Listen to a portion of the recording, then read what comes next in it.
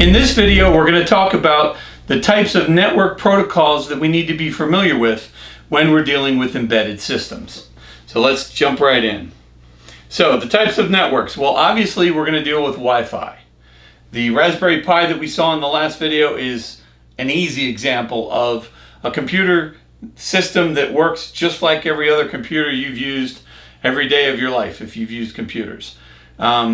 It's basically Wi-Fi. It's what everyone calls Wi-Fi. It's a network. It actually has an alliance now that makes sure that compatibility and standards are maintained. But it's pretty cool. It's technically known as the IEEE 802.11 protocol.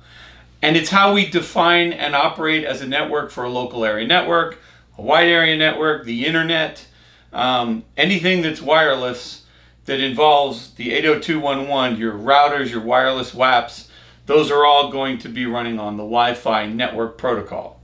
Okay? And remember, a protocol is just an agreed upon messaging system and packaging system that everyone basically does the same way. Okay? So, they sell 580 million units per year. So that'll give you a slight idea of how big the network market is for Wi-Fi and why they have an alliance made up of all the major electronics companies to make sure that no one company goes rogue and changes the standard to where the rest of them have to react. So this alliance kind of keeps everybody in line and helps protect the standard. Okay, Bluetooth. We've all heard of Bluetooth. Well, you probably haven't heard as much of the differences in the types of Bluetooth. So let's take a look at that.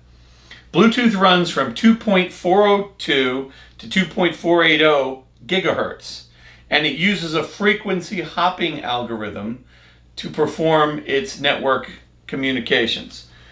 It's kind of the de facto standard these days for PANs, which is a personal area network. So I'm on my Surface Pro 7, which has a connection to this, which is wired, but I also have a wireless pen that's working, okay, through Bluetooth, and it's basically my own little personal network right here, which also happens to be connected to my local area network at my house, which is connected through a router to the metro area network known as Comcast. So all of these things play together. But Bluetooth is how all of my little devices, if I was using a wireless headset, if I had a wireless speaker clipped on, all of that would be through Bluetooth typically. And those things, that becomes my personal area network. So Bluetooth is very good at this. And it uses a system called Basic Rate Enhanced Data Rate, or they write it BD/EDR. And that's the typical Bluetooth networking that we talk about when we say Bluetooth casually. And I'll tell you why that is different than what we're going to see in a minute. Okay, which is, oh, and by the way, they sell 920 million units of that every year. So again, huge market for Bluetooth. Now, Bluetooth has come out with what they call low energy. Now, low energy, you're going to hear a lot when you think about home automation. Our thermostats, our new wireless thermostats, actually, they're wired, but they have a wireless component to them, and they're digital. And they don't use much power at all. There's a battery in them, but that battery runs me like 8 or 9 months. I think once a year I change it. Okay? So it's a very low power thing for home automation. Okay?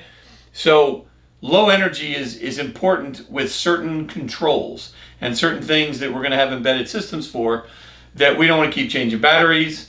It's not somewhere where it's going to be plugged in. Okay, I even had an environmental staff in California when I was in the Navy that did wireless things that they wanted very low battery burn on it because they'd have to hike all the way out into the wilderness of an island and try to find the equipment and make sure that it still had battery power if it wasn't solar. So there's different things where power with embedded systems, it's very important to use very, very little power in the controlling and maintenance of it. You want that to be you want to be sipping power, okay, not gulping it down. So Bluetooth Low Energy is the Bluetooth version of that type of control. All right, and let's see if I can get this to flip. So it's very low power. Its primary market right now is in healthcare, in fitness devices, wearables, beacons, and those have obviously a lot of outdoor use, and security. Security systems will use Bluetooth wireless depending on who manufactures it. So that's kind of their entry into the home security and industrial controls embedded systems marketplace. Zigbee is another one, and Zigbee runs off the 802.154 protocol. It's a mesh network. So it's a mesh network where the devices can talk to each other. If you remember from our discussions in previous courses on network topologies, it can either be a star or a tree network, and it runs on the 2.4 gigahertz frequency, so it's right in there with Bluetooth. So there could be some issues or conflicts there. You got to be careful with how you apply some of these networks when you set them up. But Zigbee is a home automation network, and a lot of you, if you have smart homes, you may see the advertisement that it's part of the Zigbee network as its protocol. Z-Wave is one of its competitors. It's also a mesh network, but it runs at the 800 to 900 megahertz frequency band, which differentiates it as a product from Zigbee. Okay? Because Z-Wave can claim that they're not on the same frequency pattern as Bluetooth and Zigbee, that they have their own kind of channel space for their operations. And they have over 600 products, so they're no slouch either in the home automation market. Okay? Obviously those things are competing. So there's another one called Thread, and Thread is IPv6 based. So it's actually a low power mesh network, It's IEEE 802.15.4, and it's actually IP addressable using IPv6, okay, with AES encryption. So this has a very good encryption system on it as a mesh network for home security or home automation, that's kind of a cool thing, all right? Then we have Wi-Fi Halo. Now, even the Wi-Fi consortium said, hey, we need to get into this competition. Right? Bluetooth's going there. We need to go there. We got Zigbee. We got Thread. We got to get into that. So they did. And so they amended the 802.11. It's TAC 2007. And because they're the Wi-Fi, they have the 2.5 and the 5 gigahertz bands that they can play in with a low power control network as well. Okay. Then there's one more we're going to talk about. It's Insteon. And they have an integrated dual mesh phase shifting keying, kind of not totally dissimilar from Bluetooth phase jumping.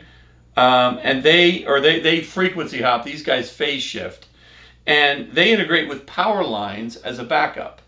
Now, in my house, we actually have a power line system that uses our power line to take high-speed internet from my modem here in my office up to my son's room, where he has a gaming station and he wants high-speed power.